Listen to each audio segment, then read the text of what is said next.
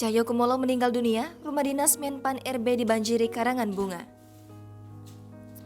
Menteri Pendayagunaan Aparatur Negara dan Reformasi Birokrasi atau Menpan RB, Cahyokumolo meninggal dunia pada Jumat 1 Juli 2022 pukul 11.00 waktu Indonesia Barat.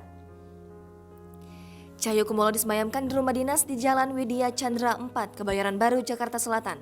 Jenazahnya telah tiba sekitar pukul 13.40 waktu Indonesia Barat. Berdasarkan pantauan Kompas.com di lokasi, karangan bunga mulai berdatangan menghiasi depan rumah dinas nomor 22 ini. Tampak sejumlah karangan bunga yang ada dari sejumlah petinggi negara hingga kalangan pejabat kementerian seperti Kementerian Bidang Kemaritiman dan Investasi serta Kementerian Dalam Negeri.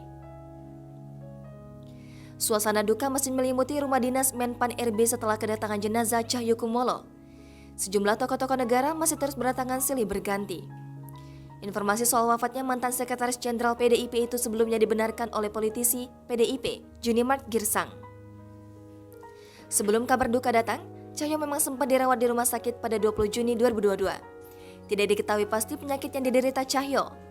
Sejak dirawat, Cahyo sudah mulai tidak aktif sebagai menteri dan dalam kepartaian.